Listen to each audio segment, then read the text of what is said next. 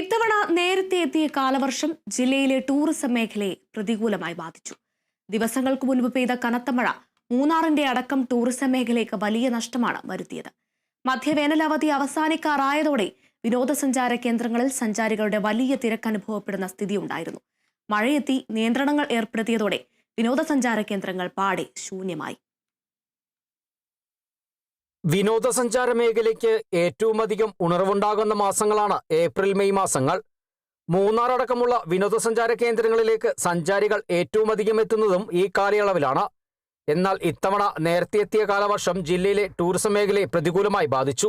Tourism മേഖലയുമായി ബന്ധപ്പെട്ട് പ്രവർത്തിക്കുന്ന റിസോർട്ട്, ഹോം സ്റ്റേ നടത്തിപ്പുകാർ, ഹോട്ടലുകൾ, ജീപ്പ് സഫാരി മേഖലയിൽ പ്രവർത്തിക്കുന്നവർ, മറ്റു സാഹസിക വിനോദസഞ്ചാര മേഖലകളിൽ പ്രവർത്തിക്കുന്നവരൊക്കെയും മഴ പ്രതികൂലമായി ബാധിച്ചു. ലക്ഷങ്ങളുടെ നഷ്ടമാണ് ഓരോ മേഖലയിലും സംഭവിച്ചത്. ഈ അവസാനം ലാസ്റ്റ് വീക്കിൽ പെയ്ത മഴ ടൂറിസം രംഗത്തിനെ വളരെയേറെ ദോഷമായിട്ട് ബാധിച്ചിട്ടുണ്ട്. കാരണം ക്യാൻസലേഷൻസ് ആണ് ഏറ്റവും കൂടുതൽ വന്നിരിക്കുന്നത്. ഏകദേശം ഒരു 50% റൂമുകളുടെ ക്യാൻസലേഷൻസ് വന്നു. പലരും പല രീതിയിലും ലോൺ എടുത്തും ഒക്കെയാണ് പല ഹോട്ടലുകളും റിസോർട്ടുകളും ഹോം സ്റ്റേകളും ഒക്കെ നടത്തുന്നത്. അവരെയൊക്കെ സംബന്ധിച്ചിടത്തോളം വളരെയേറെ ഒരു നഷ്ടമാണ് ഈ സമയത്തുണ്ടായിരിക്കുന്നത്. മഴ കനത്തതോടെ വിനോദസഞ്ചാരത്തിന് നിയന്ത്രണം ഏർപ്പെടുത്തിയതും ദേശീയപാതയിലെ തുടരെ ഉണ്ടായ മണ്ണിടിച്ചിലും മരം വീഴ്ചയും ഗ്യാപ്പ് റോഡിലെ യാത്രാ നിരോധനവും ഇപ്പോഴും തുടരുന്ന സാഹസിക വിനോദസഞ്ചാര കേന്ദ്രങ്ങളിലെ നിയന്ത്രണങ്ങളും വിനോദസഞ്ചാര മേഖലയ്ക്ക് തിരിച്ചടിയായി. മഴ കനത്തതോടെ റിസോർട്ടുകളിലെയും ഹോം സ്റ്റേകളിലെയും മുൻകൂട്ടിയുള്ള ബുക്കിംഗ് റദ്ദായി. ഇതിലൂടെ സ്ഥാപന നടത്തിപ്പുകാർക്ക് മാത്രം ഭാരിച്ച നഷ്ടം സംഭവിച്ചു.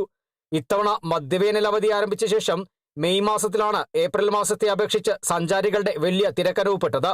ഈ തിരക്കിൽ പ്രതീക്ഷയർപ്പിച്ച് വിനോദസഞ്ചാര മേഖലയിൽ പ്രവർത്തിക്കുന്നവർ മുമ്പോട്ട് പോകവെയാണ് കാലവർഷം നേരത്തെ എത്തിയതും പ്രതീക്ഷിക്കാത്ത നഷ്ടം സംഭവിച്ചതും. മഴ കനക്കുന്നതോടെ വരും മാസങ്ങളിൽ സഞ്ചാരികളുടെ തിരക്ക് കുറയുമെന്നതിനാൽ കടക്കെണിയിലേക്ക് നീങ്ങുമെന്ന ആശങ്കയും ഈ മേഖലയിൽ പ്രവർത്തിക്കുന്നവർ പങ്കുവയ്ക്കുന്നുണ്ട്. അതിശക്തമായ മഴയും മുന്നറിയിപ്പും ഗ്യാപ്പ് റോഡിലെ നിരോധനവുമെല്ലാം ടൂറിസം മേഖലയെ പാടെ തകർത്തു.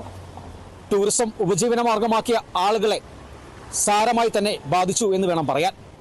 ക്യാമറമാൻ AP രാജയ്ക്കൊപ്പം ബിനീഷ് ആന്റണി, കേരള വിഷൻ ന്യൂസ്, ഇടുക്കി.